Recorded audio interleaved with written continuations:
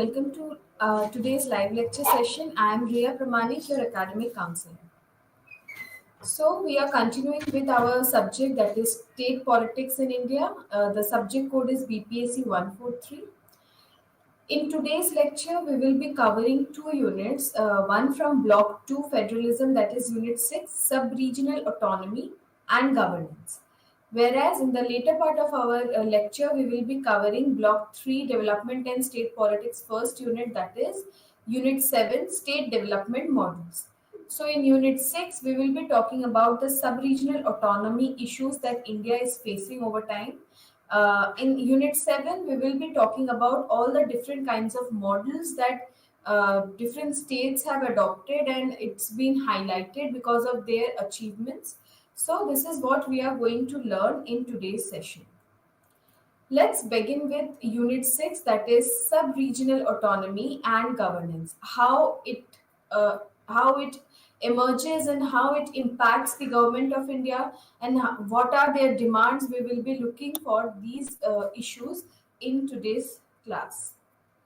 To introduce this unit, the notion of sub-regional autonomy has attained much significance in the contemporary discourse in political science. So, this sub-regional autonomy issue is one of the very important and now highlighted issue in our political science. These movements or the sub-regional autonomy movements are about getting autonomy within the constitutional framework to the people which is part or sub-region of a relatively larger region.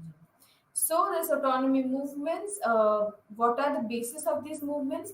It is based on the ethnicity, identity politics, religion, caste, region, social factors, even economic factors and historical experiences. So these are the basis on which these sub-regional autonomy movements are being conducted and are being going on since independence. And the number of these factors, like it is not like that what are the named factors, only because of them these sub-regional autonomy movements are happening. There are n number of reasons for which these autonomy movements can happen. So the number of these factors is not fixed. They can vary from case to case. So if it is suppose in India, if something is problematic for western region, is not similar with the problems of eastern region. So both the regions have different problems, different issues, different matters to be resolved, and all these give way to a sub-regional autonomy movement. So demands in autonomy movements also vary. It is not similar, and each case has its own unique or each case has its own issues, matters to be resolved.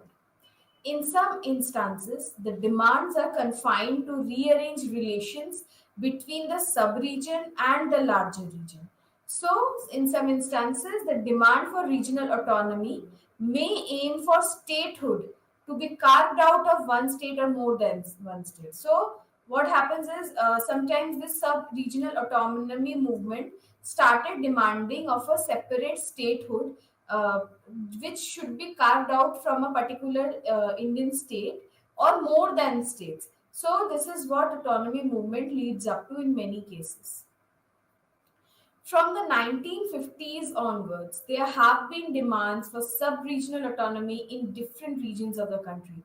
In India, we can see that with the advent of the 1950s decade, the demands for sub-regional autonomy also rose, and it became very difficult for India to handle these issues. So, while in some cases the demands have resulted in creation of new states, because of these sub-regional autonomy movements, there have been creation of new states out of one or more states of the Union of India, and in other cases, in the creation of regional and territorial councils. So, possibilities can be that in one case it should be a new state which should be carved out from the earlier one, or in other cases, the creation of regional or territorial councils. In 2000, in the year 2000, Chhattisgarh, Jharkhand, and Uttarakhand were carved or created out of Madhya Pradesh, Chhattisgarh from Madhya Pradesh, Jharkhand from Bihar, and Uttarakhand from Uttar Pradesh. So you should remember from which state these new states are being formed. We will be discussing about these states, how this formed, and how this came into being in our in later slides. We will be learning about these topics. Also, in 2014, the state of Telangana was carved out of the state of Andhra Pradesh. So, there are examples, and we will be learning about all these states, newly formed states, in details later on. People of the Ladakh region demanded a union territory when this region was part of the Jammu Kashmir while it was a state. So, there was also a demand by Ladakh, which was a part of Jammu Kashmir when it was a state, to become a union territory.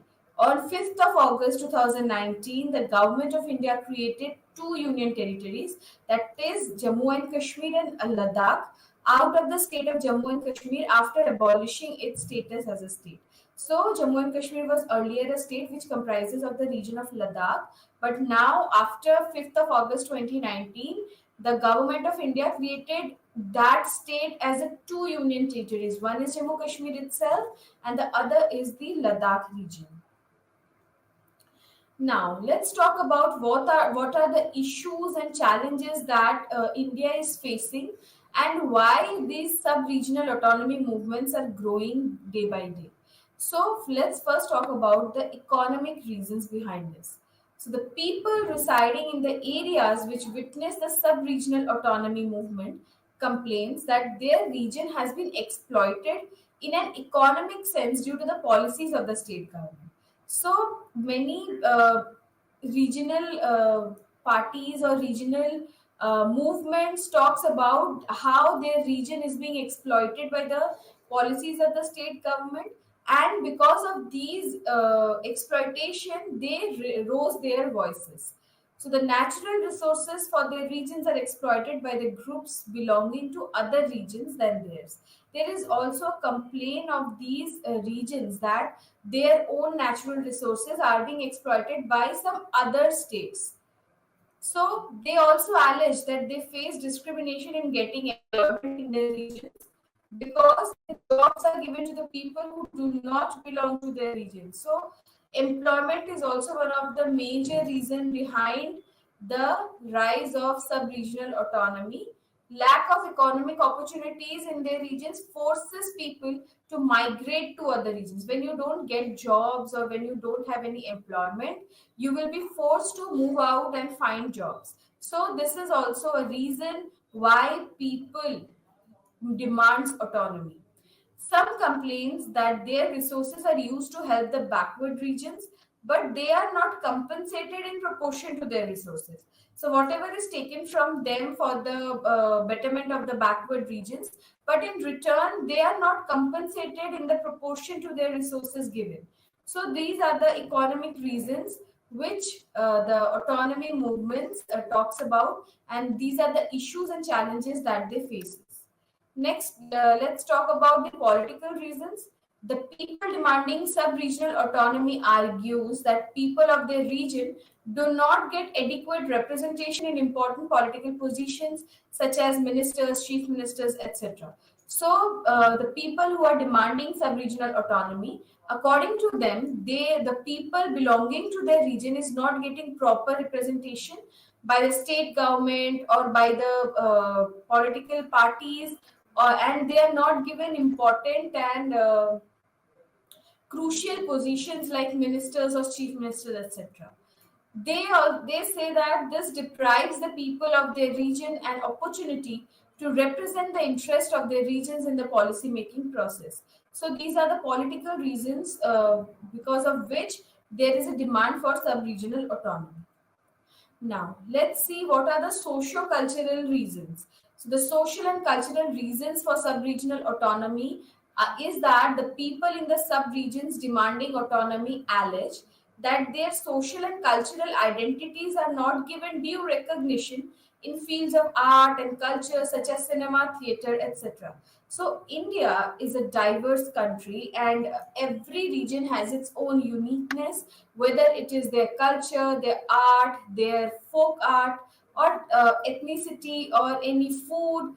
So many people from sub-regions, they say or they feel that their social and cultural identities are not being given due recognition, and that is why they are not being projected as respectable. So this is also give rise to the sub-regional autonomy issues that India faced. Now let's talk about the administrative challenges. What are the issues? So it is argued that all subregions, especially in the bigger states, do not get adequate attention from the executive authorities such as chief ministers, leaders, or the administrative authorities to coordinate the problems of different regions. So the bigger the size of the states in which they are located makes it unlikely to govern all the regions equitably. Suppose there is a state which is very huge, so it is difficult for the administration to look into the places equitably from this part, from the western part to the eastern part, and from north to south. So these people who belong to these sub regions, they say that because the states are big, so that is why it is difficult to govern the region equitably. So, as a result of which, the regions located at a long distance from the state capital suffer. So, suppose if there is a huge state and the on the western part of the state there is the state capital, so it is believed that the regions which belong to the eastern parts will get neglected because the state capital is very far from them. So let's talk about what are the sub-regional autonomies and new statehood demands that arose gradually. From the 1950s onwards, the question of regional autonomy has been an important issue in Indian federalism.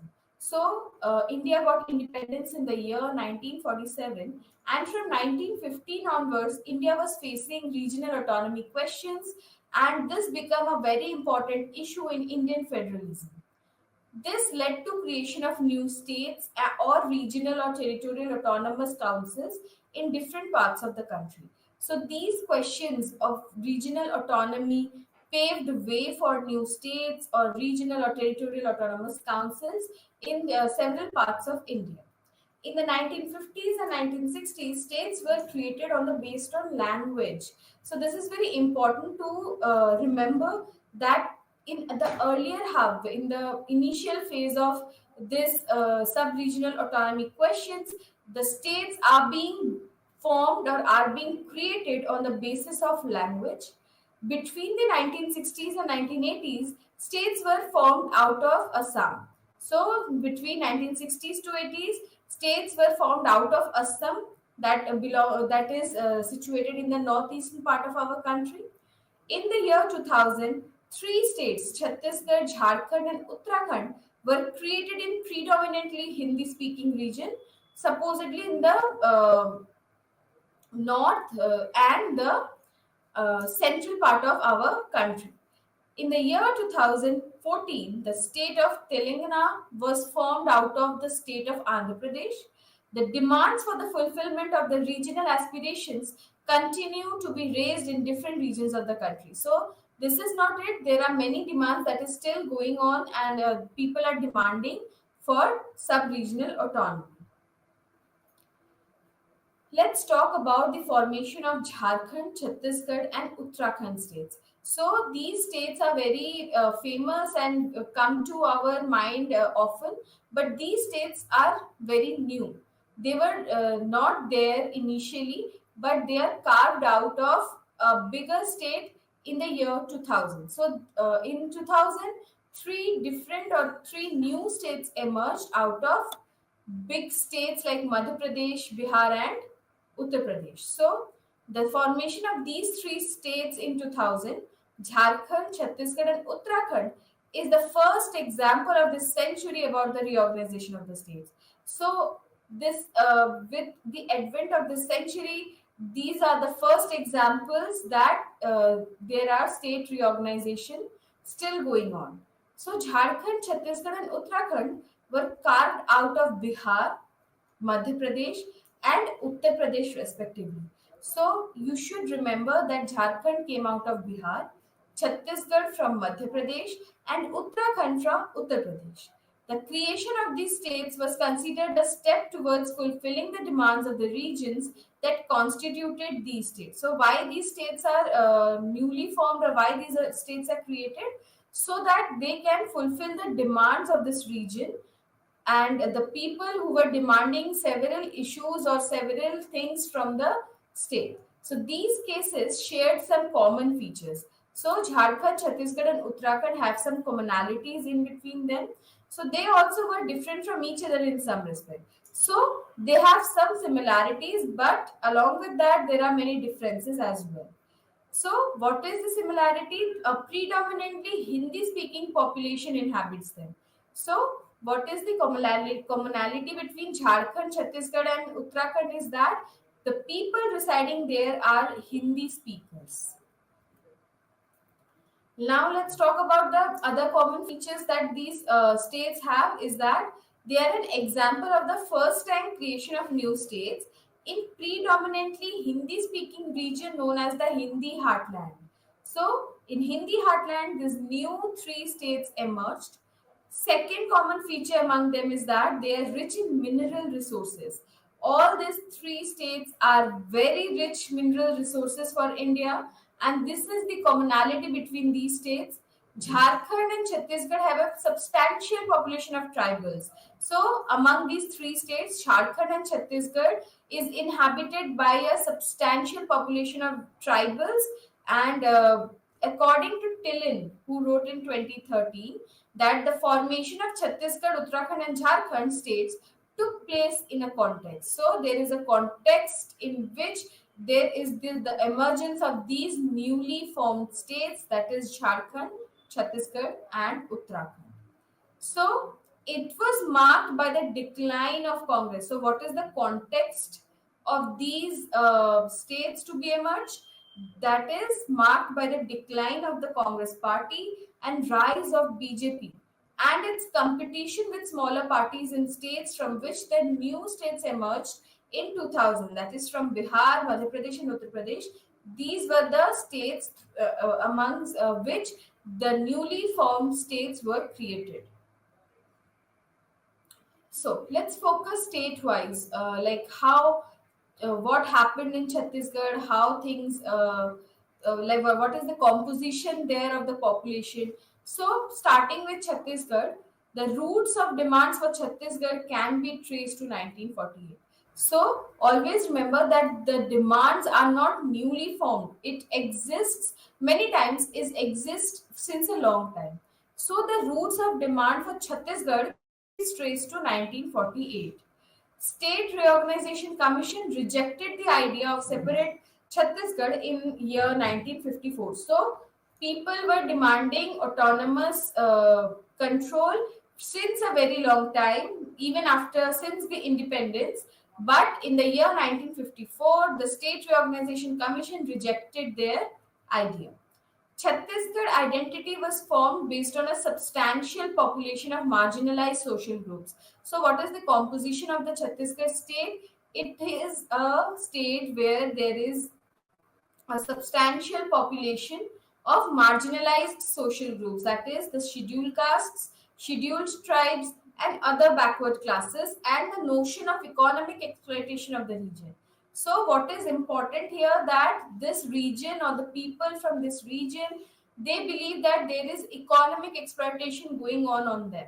So, according to Louis Tillin, the demand became popular in the 1990s due to competition between two national parties, the BJP and the Congress, rather than the popular mobilization. So, according to Tillin, there is no role of popular mobilization in creation of Chhattisgarh, but there is the reason behind this is the competition between two national parties, that is Bharatiya Janata Party and the Congress. So, Chhattisgarh Mukti Morcha, an organization formed by activists following different ideologies, underlined the need to create a state of Chhattisgarh. So, there is an organization known as Chhattisgarh Mukti Morcha. Important to note down. So, Chhattisgarh Mukti Morcha, formed by activists following different ideologies, underlined the need to create a state of Chhattisgarh. So, what were the demands? It demanded the creation of Chhattisgarh state to get autonomy within the framework of Indian constitution to end the exploitation of the region and achieve its development. So, as earlier we have learned that the reason behind their demand was the economic exploitation. So, this Chhattisgarh Mukti Morcha demanded that there should be a separate state known as Chhattisgarh where they will end the exploitation of the region and achieve its development. So, development was their focus or the aim. The identity of Jharkhand emerged from the articulation of Adivasi identity and identity of the region which had witnessed industrial development. So, the composition of Jharkhand is that there is a significant population of Adivasi identity, the tribal population, and the area witnessed industrial development. So the demand for the formation of Jharkhand state was presented before the Simon Commission in 1920s. Just imagine from how long these states are demanding for their autonomy. So it was presented before the Simon Commission in the year 1920s. At that time, by the tribal leadership of the Chota Nagpur region, which later became part of the present Jharkhand state. So, some organization had come into existence from 1910 in order to promote education and development, formed Adivasi Mahasabha in the year 1937 under the leadership of Jaipal Singh. So, the Adivasi Mahasabha was renamed as Jharkhand Mahasabha, whereas after independence, it changed its name as Jharkhand Party. This party played a decisive role in generating consciousness among the Adivasi identity in the region. So they generated a consciousness among the tribal population or the tribal identity of the particular region. However, the merger of the Jharkhand party with Congress in 1963 created a vacuum in the tribal leadership. So in the year 1963, there was a merger between the Jharkhand party and the Congress, which created a vacuum in the tribal leadership. So it was followed by the emergence of the Jharkhand Mukti Morcha in 1972. The Jharkhand Mukti Morcha had been involved in raising several issues of tribals in South Bihar, including the demand to form a separate state, Jharkhand. So in the 1980s, the demand for Jharkhand re-emerged. So Tillin identifies three processes that led to the reassertion of the demand. So what were those processes that Tillin talks about? The first is the formation of a non-Congress government after emergency. So the period between 1975 to 77, it was the whole country was under the impact of or the under the emergency period, and it was said by Tillin that the process which led to the reassertion of the demand, one of the reason behind that is the formation of a non-Congress government after emergency. The second is the competition between Jharkhand movement on the need for a new states, and the third is the attempts of BJP to expand its support base. So, according to Tillin, these are the three processes that led to the reassertion of the Jharkhand's demand. Now, let's move forward to Uttarakhand. The formation of Uttarakhand out of Uttar Pradesh was one of the demands raised in different regions of Uttar Pradesh. So, apart from the demand for Uttarakhand, there are demands for new states in other parts or other regions of Uttar Pradesh as well. So, Uttar Pradesh is a very huge state, and the demand for Uttarakhand is not the only demand, but several parts of Uttar Pradesh demanding autonomy. Demand was created to create in the backward regions of eastern Uttar Pradesh and Bundelkhand, which consist of some districts of Uttar Pradesh and some contiguous districts of Madhya Pradesh regions, Purvanchal and Bundelkhand state, respectively. In a relatively more developed region of western Uttar Pradesh, which witnessed Green Revolution, the demand for creation of separate states of Harit Pradesh was made. So, along with Uttarakhand, there was also a demand for a Harit Pradesh, where where it was located. It was located on the developed region of the western Uttar Pradesh, where they wanted to create a separate Harit Pradesh because that part of Uttar Pradesh witnessed the Green Revolution. In all these regions, advocates of separate states complained of discrimination of their respective regions by leaders belonging to other regions, the state governments or the central government. So they also say that there is an exploitation done by the local leaders who do not belong to that region or the state government or central government. So, except in the case of demand for Uttarakhand, those in other regions of UP did not witness popular mobilization. So, what we can learn from this is that in Uttarakhand's demand, there was a very big popular mobilization. So, the demands were raised by political leaders, political parties, and organizations. So, popular mobilization of Uttarakhand became more sustained and vocal in the 1990s, and though it can be traced back to the 1950s. So the demand was there since 1950s onwards, but the popular mobilization became more sustained and vocal in the decade of 1990s. In the year 1994, Mulayam Singh-led government in Uttar Pradesh decided to implement the Mandal Commission report in the state, providing for 27% reservation in the government jobs and admissions to an academic institutions. So it was opposed in the hill region of the UP. So this move by the Mulayam Singh government was opposed in the hill region of UP on the ground that OBCs formed a negligible population in their region and people in the region launched an agitation.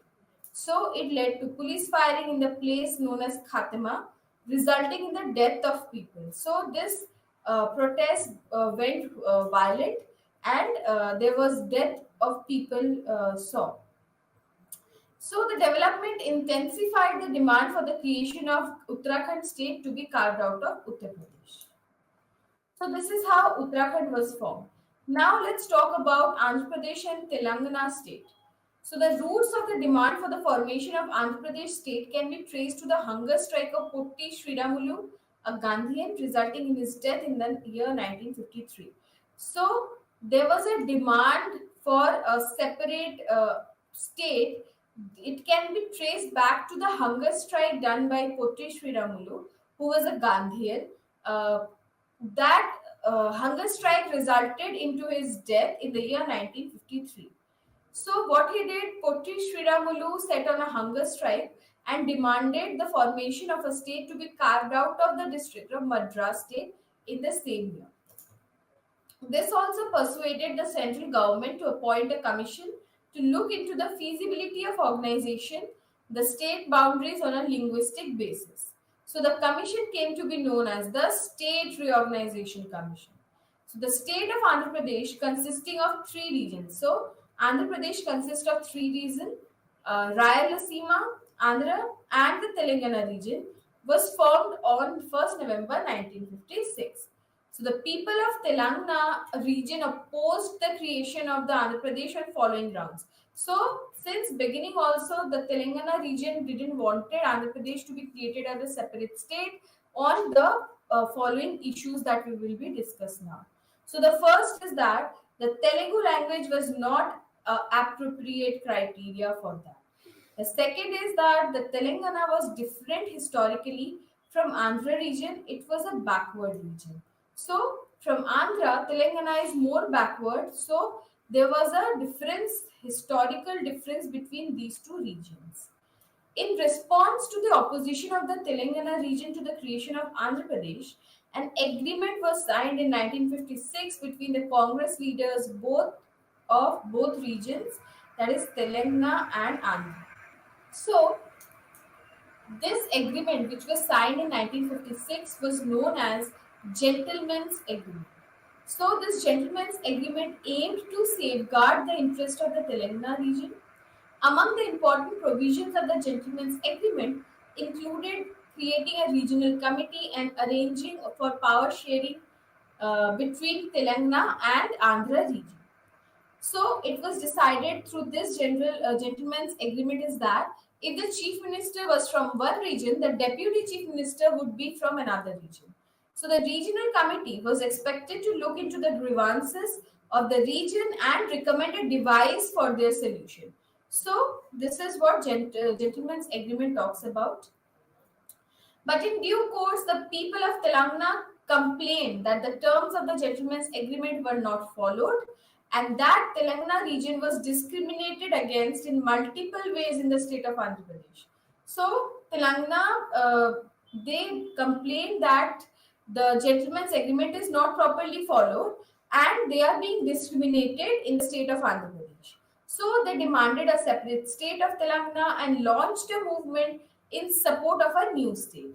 So on the eve of the 1971 parliamentary elections, a group of lawyers, teachers, students formed a party known as Telangana Praja Samiti, which demanded the creation of a separate state for Telangana.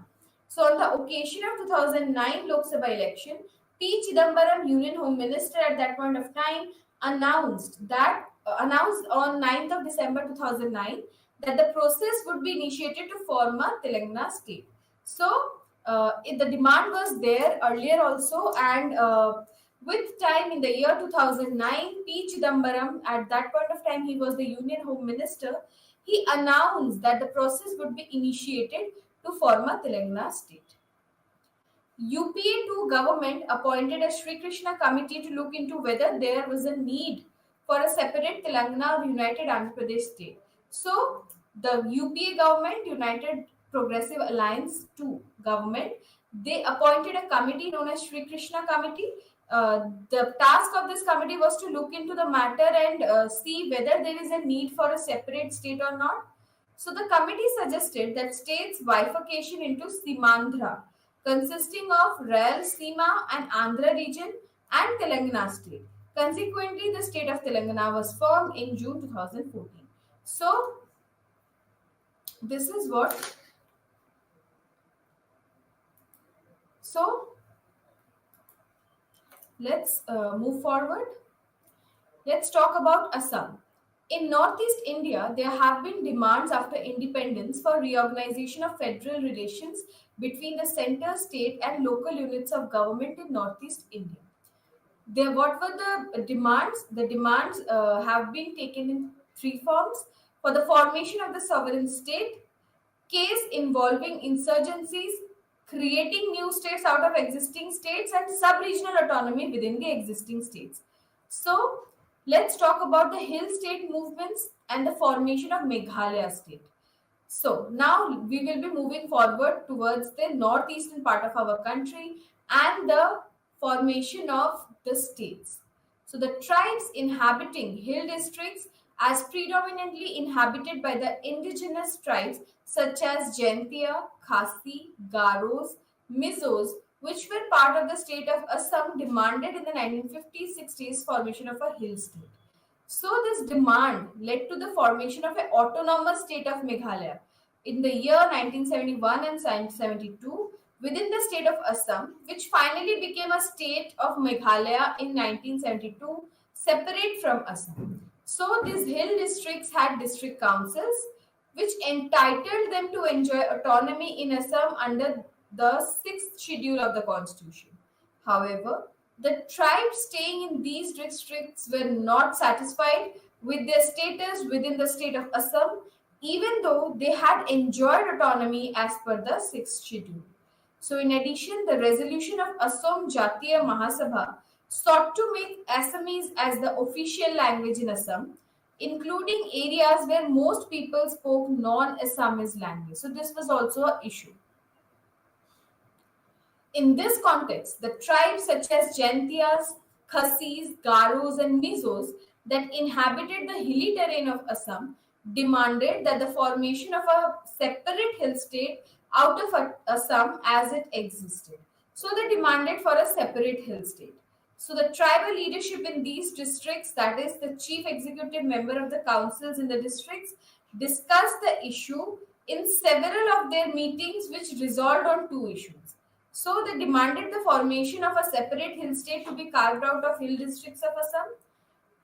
Amendment of sixth schedule because it confers no real autonomy. So these were the demands of the tribal leaderships. So the government appointed a commission under the chairmanship of H.V. Pataskar, known as Pataskar Commission. It was appointed from 1965 to 66, and the aim was to reorganize administrative setup in the hill area of Assam. So instead of a separate state, an autonomous state which came to be known as Meghalaya was created on 1st of April 1970 within the state of Assam. The autonomous state had a three-tier system of power distribution. So let's see what happened in that autonomous state. So the executive power was vested with the governor of Assam, who was aided and advised by the Council of Ministers in Meghalaya as an autonomous state within the Assam. So the Legislative Assembly was created with a membership open to all Indians in Meghalaya with the exception of Shillong, where all seats in autonomous districts were reserved for the scheduled tribes. So the governor was empowered to nominate three persons to the Legislative Assembly from a minority community who is in his opinion were not adequately represented. The governor of Assam was empowered to constitute village courts and courts of appeal with jurisdiction over tribal and non-tribals. So there are several state subjects were transferred from Assam to Meghalaya, excluding public order, armed police, railway police, industry and sale tax. So it was in the 1972 that Meghalaya became a separate state. Now let's talk about the Bodo movement. The Bodos, the tribes that inhabit plain areas of Assam, that is Kokrajhar, Baksa, Chirang and Udalguri districts. So what are the demands? So they have been demanding autonomy to their region to protect their cultural and linguistic identity and economic interests. So what are their demands? To safeguard the cultural and linguistic identity of Bodos and their economic interests. So the Bodos have been raising the demand for their autonomy since the 1960s. In the initial years of their mobilization, that is from the 1960s to 70s, the Bodos had demanded a separate state of Udyanchal to be carved out of Assam. So such a state would enjoy autonomy to decide concerning the Bodos' cultural identity and economic interests. So what they wanted a separate state to be named as Udyanchal to be carved out from the Assam, where they will enjoy autonomy to decide on their cultural identity and economic interests. So the phase of the Bodo movement in the late 1980s began after the signing of the Assam Accord in 1985 between the Government of India, Government of Assam and ASU that had led to the Assam movement. So the Bodo had participated in the Assam movement. They claim that they have a distinct cultural identity and economic interests. As a consequence, or as a result, Bodos launched a more assertive and sustained movement for their autonomy. So they started launching their movement with more sustenance. So they demanded creating a state of Bodoland consisting of districts with a substantial Bodo population to be carved out by the Assam. So what were the demands? They wanted the regions to become a Bodo land where there more population of Bodos inhabits in the state of Assam. So in due course, the Bodos shifted the focus of their demand from a separate state of Bodo land to getting institutions such as District Autonomous Council, which will enjoy autonomy with the state of Assam. So their demand or the focus shifted. In this context, Bodos signed agreements on or accords with the Government of India and Government of Assam at different times and created autonomous bodies. So it was a continuous process. Now, let's move on to Unit 7, which talk about different state development models. This unit is very important because it gives us an insight of how different states perform so well in their own capacities that they highlighted the matters which are important for a state's growth and their development. So, let's introduce the unit. The development model denotes the policies of a state about the development in various aspects of society such as infrastructure, health and education, welfare policies including poverty alleviation, etc. In India, development models exist at two levels. So, at all India levels and in different states. India's development models had passed through largely two phases, which we will be discussing in a while, in terms of the relative roles of the state in the market. So, in India, the developed models pass through different phases especially two phases, which now we will talk about. The first phase, that is from 1950s to 1991, that's a very large time. It saw the prominent role or predominant role of the state in development model. So state was playing a very crucial role in this first phase, and it was predominant role that state plays in the development models. So this development model was known as Nehruvian or Mahalanobis model. Since the state played a leading role in it, this model was known as the state-led development model. So because state was crucial in this model, state was playing a very essential role. So that is why this is also known as state-led development model. Now let's talk about the second phase. Second phase was marked by the increasing role of the market and relative decline in that of state. So in the first phase, we saw that there is a predominant role of state, whereas in the second phase the role reversed and it was now the role of market which become predominant, and we can see a relative decline in that of the state's role. So this phase began in 1991 with the introduction of economic reforms in India. These reforms were popularly known as liberalization, privatization, and globalization, LPG in short form. Liberalization, privatization, and globalization. Let's talk about the development at subnational levels, issues, and challenges. Development within the states can be called as subnational development. So, whatever development is happening within a state is known as subnational development. So, there have not been uniform patterns of development in different states or in subnational levels of development. So, there is no uniformity in the development parameters between these subnational levels and state levels. Different states have different issues and challenges. So, every state is not same because of their geographical location, their population composition, their resources that exists in those states. So there is differences in issues and challenges as well. So there exists regional inequality within states and between states in India.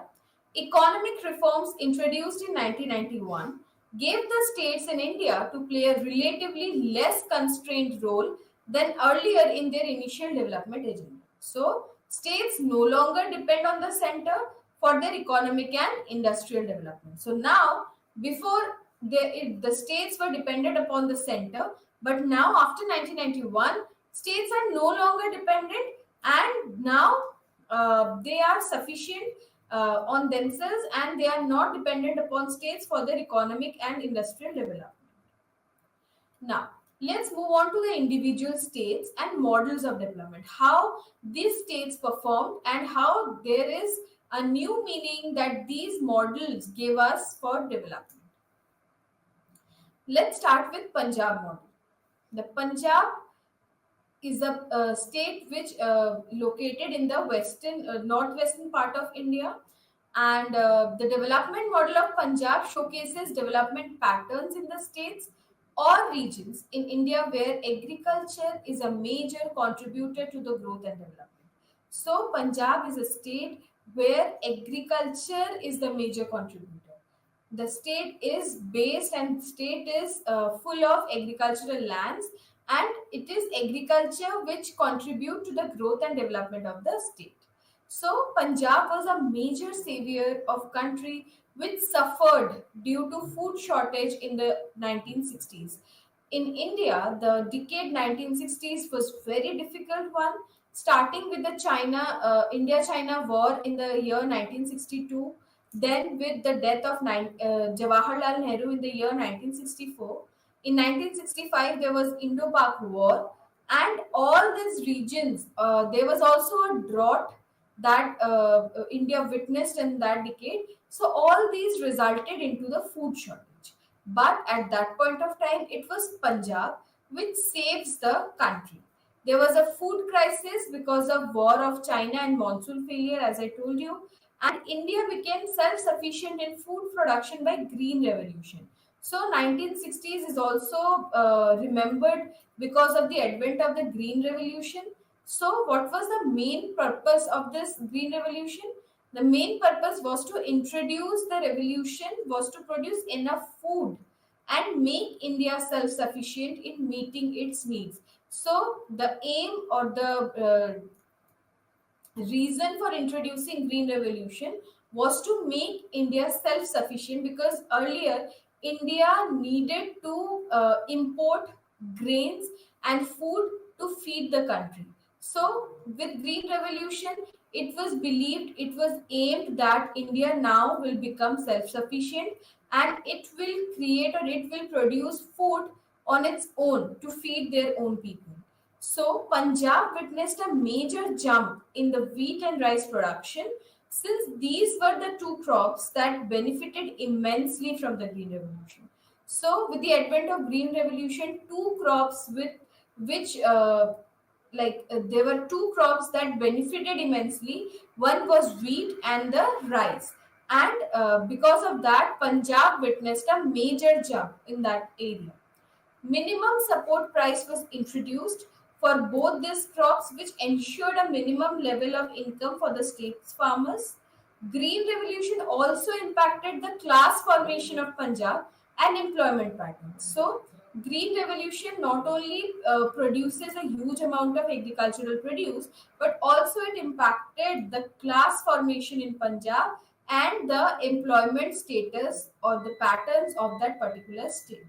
So the Punjab model of agriculture development became one of the most successful development stories in post-independent India. So we can say that this Punjab model after independence became one of the most successful stories or development stories at that point of time. Although the success of Green Revolution based development model contributed to the prosperity of the country, in the long term it resulted in the economic and social crisis in the states. So any movement, any happening has its positive and negative. So whether we can see that Green Revolution provided food to India, but it has its negative impact as well.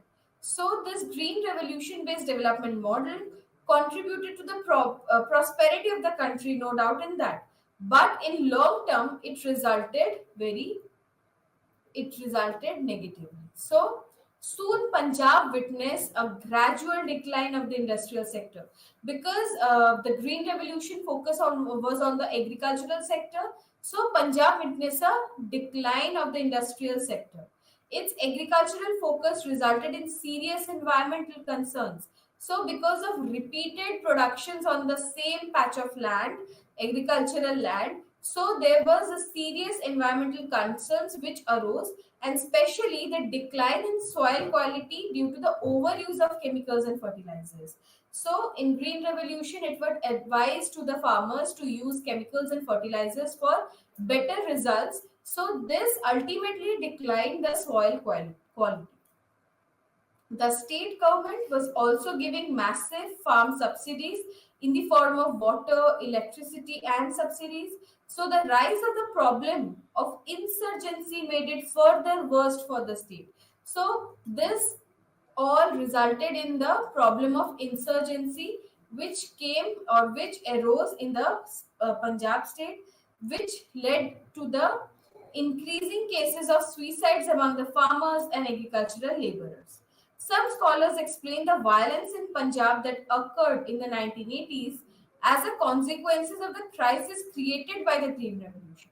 So whatever happened in the 1980s in Punjab, some scholars blame Green Revolution for that. Now, let's move towards to Kerala model.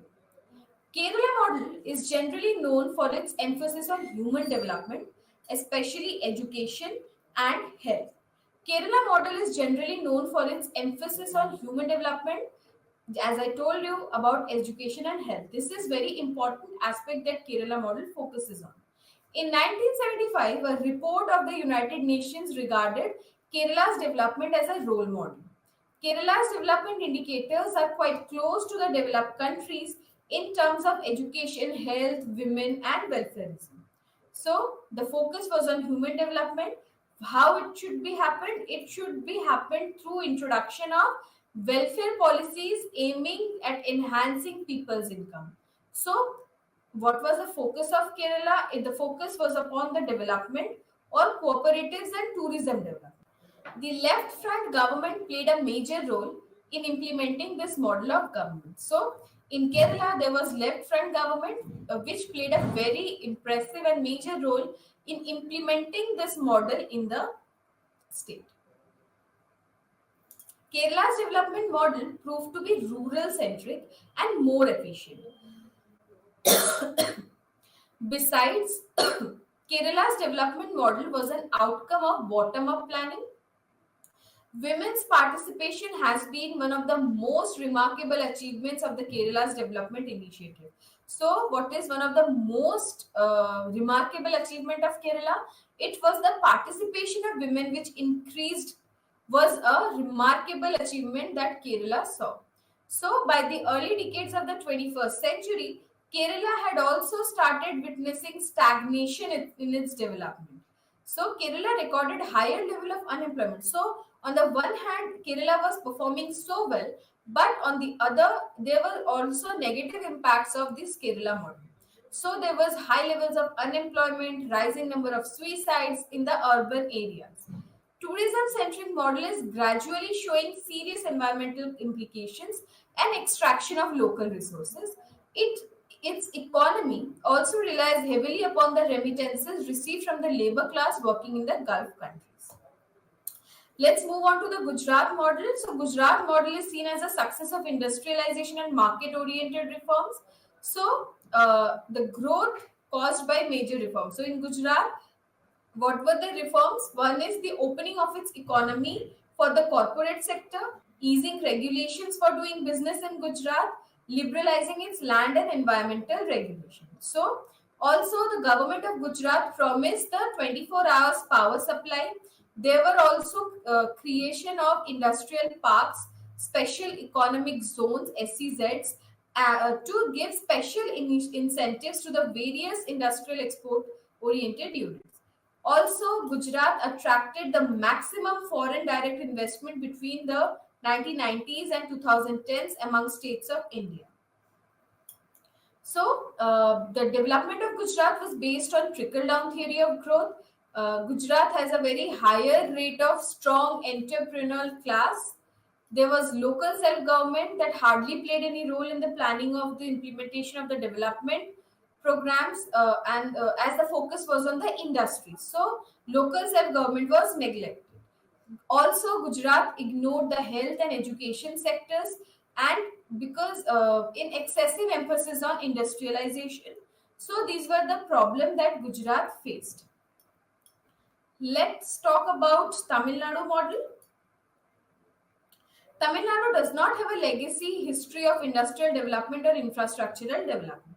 It was in the 1980s that development became a major issue in the governance of Tamil Nadu. Tamil Nadu adopted two pronged strategies. One is, on one hand, it focused on the development of service sector, and the second is focused on the reduction of poverty as part of states' welfare programs. Especially, the focus was on urban poverty. Tamil Nadu also had a history of better education facilities. This provided a social base for industrial development of the state. So, Tamil Nadu also became a hub of automobile sector. Tamil Nadu also focused on providing food to the urban poor through state-led welfare program.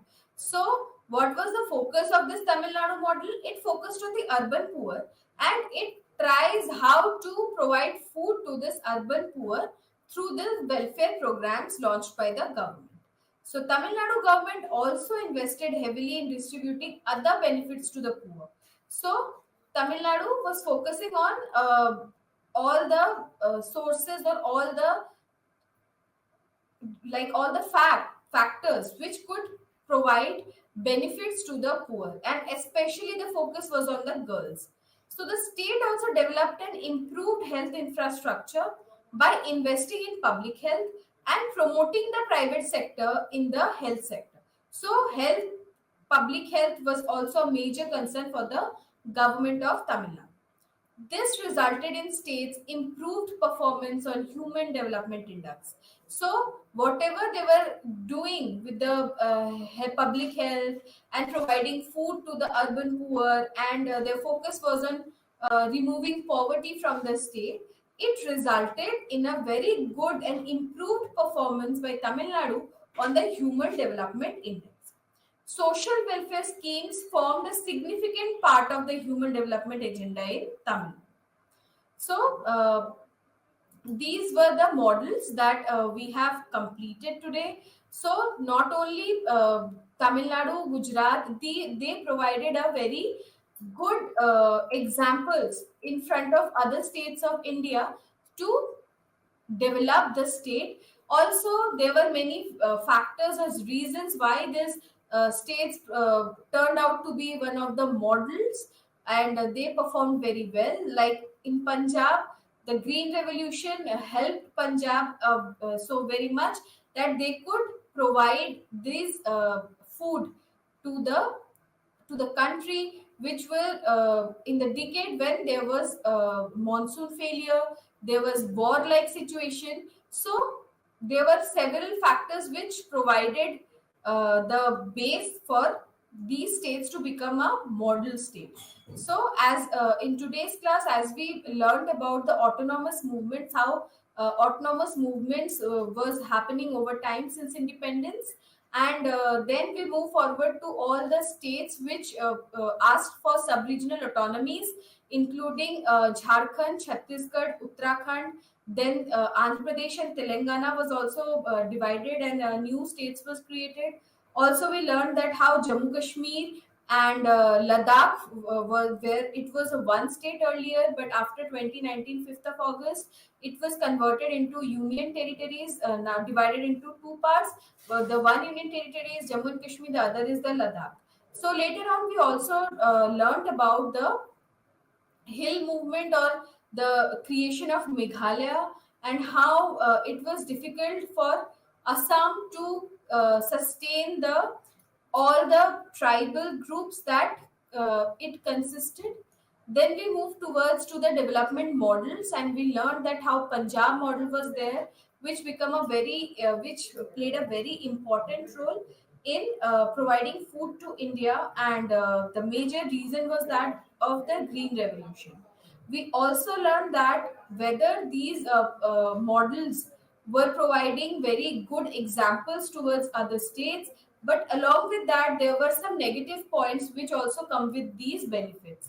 So, as I told you, that in Punjab model, because of Green Revolution, there were degradation of the soil, and also because there was a overuse of chemicals and fertilizers to produce more and more agricultural products.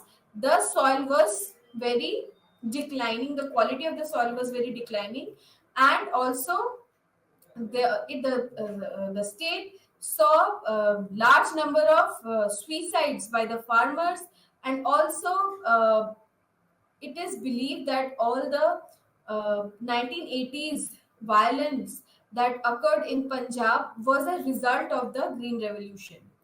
Later, we talked about Kerala model, where we could see that how Kerala focused on education and health, and also it aims to enhance people's income. And the major focus was on how it should uh, work on people's the urban poor who were living in the state. The focus was done by the left front government, and they started working on education, health, women. So, what happened is Kerala model was performing well, but it also has some negative impacts. So, now it is felt that in Kerala, the economy also relies heavily upon the remittances received from the labor class of which who are working in the Gulf countries. So, there are many Kerala people, Keralites, who now move to the Gulf countries, and now Kerala is somewhat dependent upon the economy of Kerala depends upon the incomes coming from the Gulf countries. Also, because Kerala introduces the tourism centric model, it also degraded the environment a lot. Then we talked about Gujarat model, how Gujarat created SEZs. Then we came to Tamil Nadu. So we can see that these state models provided a very good examples for other states of India. With this, I end this lecture today. Thank you.